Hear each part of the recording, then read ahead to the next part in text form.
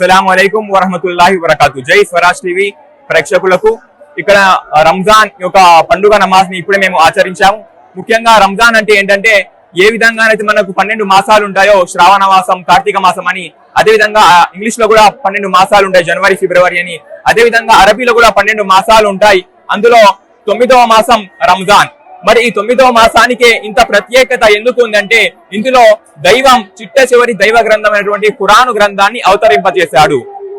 దైవం ప్రవక్తల ద్వారా, ఋషుల ద్వారా ప్రజలకి సందేశం ప్రతి కాలంలో, ప్రతి యుగంలో ఇచ్చాడు.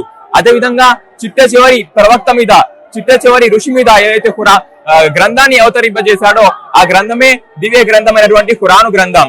ఇందులో ఒక మనిషి మానవుడి యొక్క జీవితం ఎలా గడపాలి, ఒక మనిషి యొక్క వ్యక్తిగత, కౌటుంబిక, ఆర్థిక, సామాజిక, రాజకీయ, జాతీయ, ఆధ్యాత్మికత అన్ని రంగాల్లో మానవుడు ఎలా జీవితం గడపాలో ఖురాను గ్రంథంలో సవివరంగా చర్చించబడింది.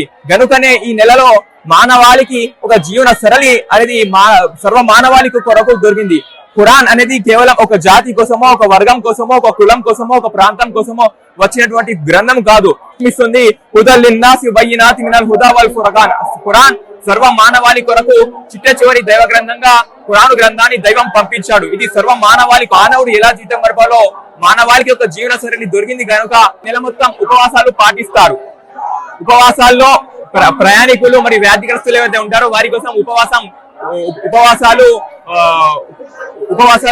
ఉండడం, వారి కోసం క్షమాభిక్ష అవ్వడం జరిగింది.